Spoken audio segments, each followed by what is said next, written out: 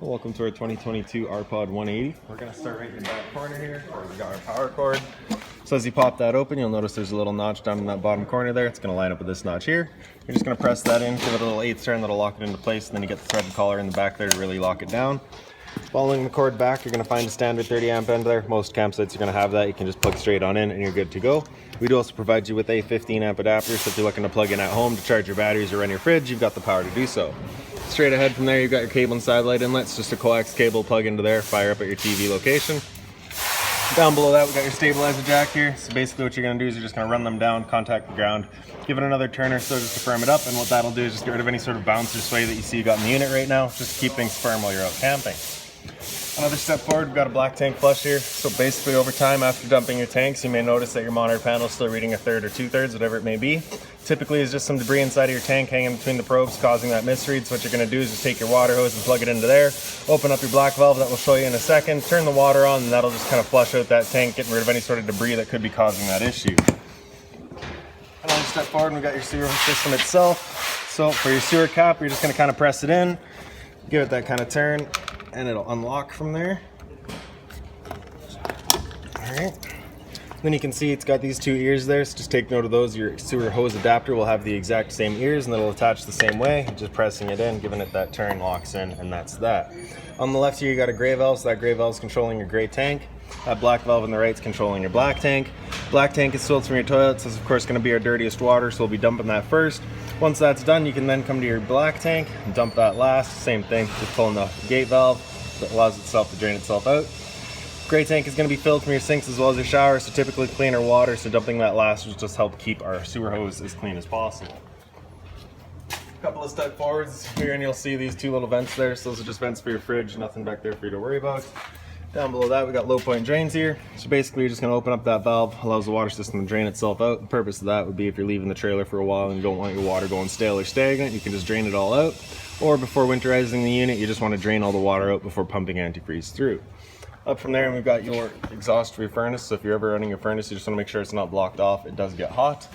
Up top here, we've got a fresh water connection, so you're just going to pop that cap out of there and you can take a water hose and stuck it into there, turn on the water, and that'll fill up the fresh water tank. Down below that is your city water connection, so the same water hose will just plug into there, turn on the water, and that just pressurizes the lines throughout the unit. Underneath and straight back from there, that little weight cap, if we unscrew that, you'll see the fresh water tank will start draining itself out. So there we go, we'll just let that go for a little bit.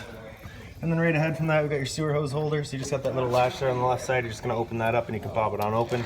The sewer hose is stored right inside of there. So those are those 2 ears that your sewer cap had. So the same thing, just attaching it. That hose, once fully extended, is about 20 feet long.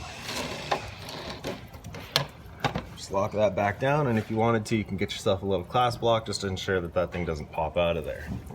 Up from there, we've got your hot water tanks, just that keyway there. You're going to line it up, and then you can pop it on open. Control for turning it on with electricity is just a little switch down in the bottom corner there. For turning it on with propane, there's just a switch inside of the unit. Once we get inside and do go over that, I will go over a reset procedure, and the button that I'll refer to is just right here. Before we ever turn it on though, we just want to make sure we hit that relief valve right there, make sure that shot of water comes out. That little bit of water coming out is just letting us know that this tank is full. It's safe to fire it up, and we're not going to run the risk of burning anything out. Lock it back down with the keyway. Around front of the unit, we got this little red box here. So that red box there's your battery disconnect, so with it off to the side, that's your battery then turned on. If you had it pointed up, it's your battery then turned off. So for storage, you want that off. Any other time, really, you want that turned on. Your battery itself is housed inside of this box here, so as long as you're plugged into that short cord in the back or your 7 pins to your tow vehicle, that battery is charging for you. One little knob there, if we just loosen that off and push it back, we can open it on up and we get access to our propane tank. So you're just going to, standard barbecue style tank, just going to turn that valve to open it up. Up front, you get the power tongue jack, so you do get the light switch up top. Turns on the little light down below, and then also your switch there, up is up, down is down. On the other side of the unit here, we got one end of your storage compartment.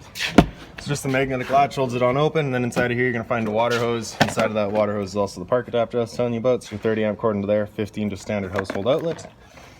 Inside of here you're also going to find kind of your exterior kitchen setup. So you've got this little table here, so we'll just slide that on out. I'll show you this channel in the back here, so you get that lip on top. You're going to line that up into this channel here. Let it fall into place, and then it just sits on itself there. And then here we've also got your griddle, so we'll just pull that out real quick, as well as your griddle stand. So the same sort of channel in the back of this guy here, so that mounts up the same way. I'll line up that back channel, let it fall into place, then we'll swing these little wings out. And then those wings are what are going to hold on to our griddle. So when you grab your griddle, you're going to see these two little slots there, one on either side. You're just going to line those up with the arms of your mount, slide them into place. And then you get these little pins here, just kind of lock it down. We'll go over that hose in just a second. This hose right here is your propane hose. So you get that little valve there, you just want to have that closed off. Then you can remove that quick connect, you can undo the hose. Attaching it to the cell, to the back of the griddle here, making sure you open up that valve after. And then down at the trailer, you get the other end of it. So it's the same sort of connection here. You get that dust cap. You're gonna push that quick connect back, attach your hose, lock it into place, open up that valve. Then we can come up top, you're gonna push that knob in, turn it past the light, and you're gonna repetitively do that until you see that flame. And there we go. Once you're done, you're just gonna turn it up to off. Gonna close off the flow of propane at the trailer, push that quick connect in and undo that, put that dust cap back in there. Undo it from the griddle. And then I like to just connect the hose to itself, just ensures that absolutely nothing's getting in there. And then for this water hose here, you got your spray port there, so that pops on open. Then you got the two little ears here, one on either side. You're just gonna line those up with their little spaces, push them in, give it that turn, and that's it, attached to your cold water system. You're not gonna get hot out of here, just cold. You do get the garden hose end there. Once you're done, you're gonna kind of push it in, give it that 1/8 turn back, and then you're just gonna wanna stretch it out, make sure you get all that water out before storing it back away.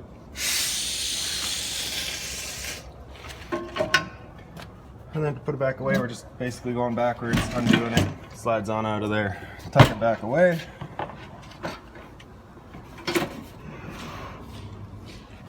Pop the wings up and in. Up and out of there.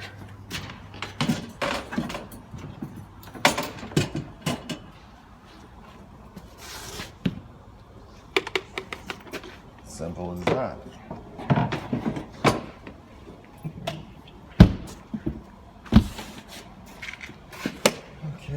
So up from there, you're gonna find your two exterior speakers as well as your porch light in the middle. Down from there, you've got a geofire protected outlet. So if you're looking to have coffee or toast outside, you got the power for it. Towards the back, you're gonna find another storage compartment. So it just opens on up. You're gonna find these jacks in here. So this big one here is gonna be for all of your stabilizers. It's just a 3/4 inch end that slides onto there. And then this one here is a manual override for your tongue jack up front.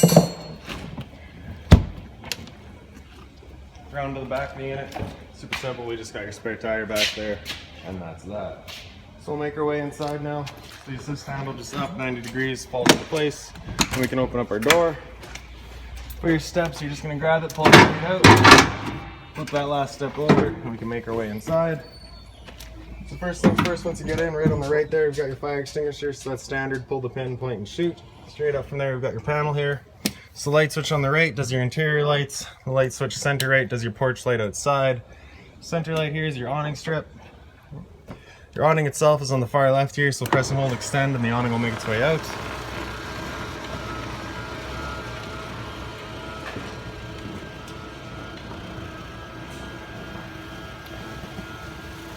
So I don't think we'll quite make it to full extension today, but we should be able to get close. Close enough to show you how it works. So once it is fully extended, it just kind of stops. Like I say, we're not quite going to make it there though. Right, but once you do have it out all the way, it'll stop in place. And then you're going to come and grab your two little support arms here. So you get this little tab there, you're going to slide it over. Then you're going to grab your arm, bring it out, twist it in towards the inside of the unit. And then your leg here is going to extend on out. You get your little stand right there, you're going to pop it up. Slide that foot into the bottom of it and then attach the top. Slide that back down to lock it in. Then you're going to take the arm and push it on out, and you have a little clasp on the inside here. So you're going to flip that over, press it out, and that'll lock it into place. The same thing with the arm up front, works the exact same way. Adjusting the lengths of them just kind of changes your pitch, and you can adjust kind of where you want them and how they sit to whatever your site's needs are.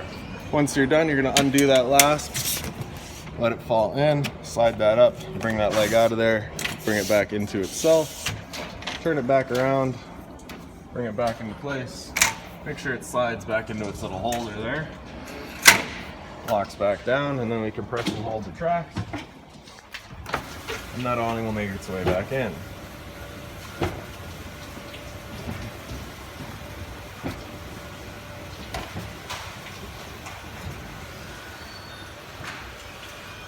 So once that awning's back in, it'll just kind of have itself held closed.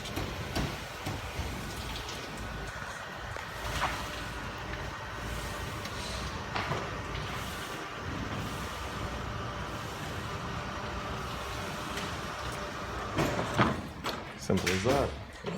Center left, we've got your slide out switch, so press and hold the bottom of that and it'll make its way out.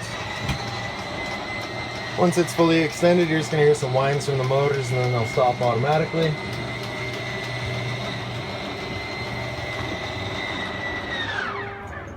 There you go. So inside of your closet space here, you do have your little binder up top there. So that's got all of your owner's manuals in it, any keys, anything like that for the unit you'll find in there. Down below that you get your drawer storage. And then we'll just come on into the bathroom real quick. The light switch in here is just up on the wall there.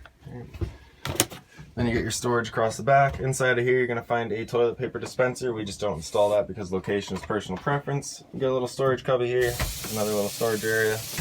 Your toilet, as you open that up, flushes just front and center. Then you got hot and cold water at the sink, of course. And we'll just close that door real quick.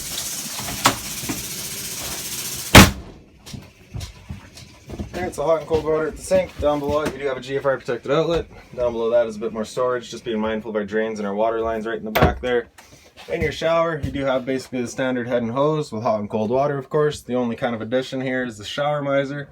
So with it pointed down, that's it using the shower normally. If you have that pointed up, it's going to then kind of recirculate the water. So if you're out here waiting for the hot water to come through and you're just, instead of wasting all your water, sending it down the drain, you can have this lever there come up. It'll send that water back into your freshwater tanks that you can reuse it. And into the kitchen here, you've got your roof vent. So you're going to pull that handle down, that'll unlock it, then you can turn to open it. Then in the back corner here you get your little fan settings, so 1, 2, 3, and 4. After 4, if you hit it again, it'll come back to 1 and just go back around. Hit fan off, that'll turn it off. Close it back down, and once you have it closed tight, you're going to press that knob back up to lock it. So up on the wall here, right up top, you do have a solar charge controller, so you do have a solar panel hooked up. And so we do have a wet style battery installed as well, so I've just got this set to wet. So you can see our battery is currently at 13.6, so it's actually charging. So because we're plugged in right now, it's charging. If you're gonna hit that amp volt right there, so you can see what your solar panel is currently charging at. So currently not charging at 0. And same idea on the amp hours, and then just back around. Below that, we've got your thermostat, so we hit that bottom bar, it'll wake it up, hit it again, it'll come into your fan speed. So fan low is just moving air, there's no cooling involved, just that low fan running. After low fan, if you hit it again, it'll come into high fan. It's the same thing, it's just moving air, there's no cooling involved. After high fan, if we hit that again, it'll come into cool high, so at this point the compressor will cut in and out as needed, leaving the high fan on all the time. After that, it'll come into cool low. At that point, it's of course just going to be running this little low fan with the compressor in and out as needed. After that, it'll come into cool low auto, so at that point it becomes an on-demand system where the compressor and the fan will cut in and out as needed, only ever using the low fan though. After that, we come into high, same idea, only ever using the high fan. With your air conditioner running, you basically got two different options. You can have these louvers here closed, in which case you're just kind of, you know, holding the air, or you can open them up and just choose which way you're shooting it. Temp selection just with the arrows there. Hit the bar again after cool high auto, it'll come down into heat, it'll turn off the air conditioner and turn on our furnace. And the furnace is just right down underneath your bed there, so if you're ever curious as to whether or not that furnace is fired up, if you stick your head down in there and look down in the bottom left corner, you can actually see the furnace.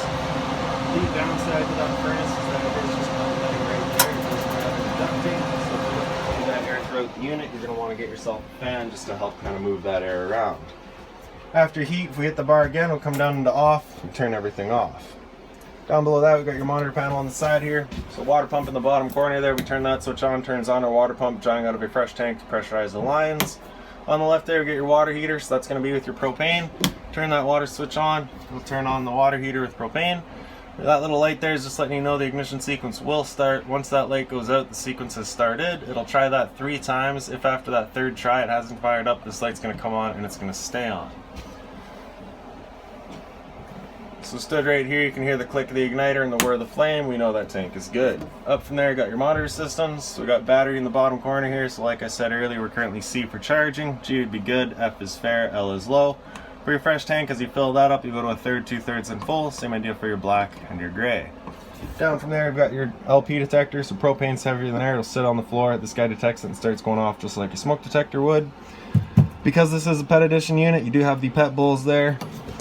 A little bit of storage down below our sink. The sink itself does just have a soft cover on it, so you don't want to put anything hot on there. Hot and cold water at the sink, of course. Above the sink, you do get a little light just on its own center push button. Power outlet in the back corner there as well, and some storage up top. For your stove, you're just going to flip that glass cover over, grab a lighter, turn that knob over to high, hit it with that lighter, and she fires right up. I will just mention, the first time you go to use your propane system, especially if you've been away from the unit for a while, it can take a minute just to fire everything up because it'll have to clear the air of the propane lines. That is perfectly normal. Down below that, we got your microwave. It's pretty straightforward, just like home, just with the addition of the convection feature. So if you're looking to actually cook in here, you kind of can. Beside that, we've got your central vac system. So the switch right there, of course, just turns it on. If we slide that slider over, you get access to your bag. Move that slider over, and that's where you'll be attaching your hoses. Over here is just kind of a dustpan eliminator. So basically, you just be sweeping up all your dust over here, open it up, and it sucks it right up for you. Beside that, we've got your GFI protected outlets. Test on the bottom, reset up top. So if you ever have outlets that don't work, it's the first thing you should check. The fridge here just has a little thumb latch, so you just want to lift that up, and then you can open her up. All your controls are across the top here. So on the right, we got your power button. In the center, we've got modes. If we hit that, you can see we're currently running on auto. So auto is first going to look for AC power. If AC is taken away, it'll automatically flip over to gas. If you're out boondocking and you want it solely running off of gas, you're just going to have that little light indicator come over to the LP gas, and it'll fire up just on gas.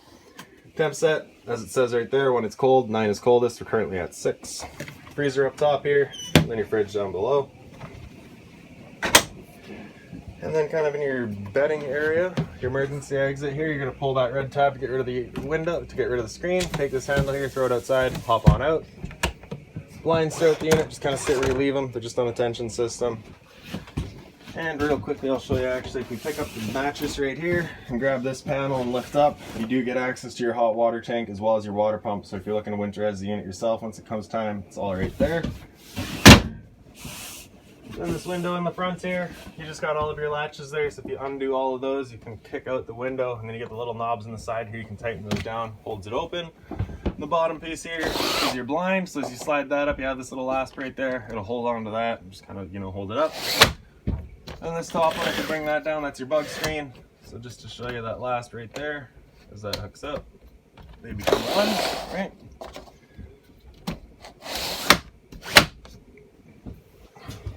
Okay. Then your entertainment's area here, so you got your stereo there, so the power button there, of course, turn it on. If we just touch that again, that's your mute. Bluetooth down below that to connect to your phone. AM, FM, you can cycle through all your bands.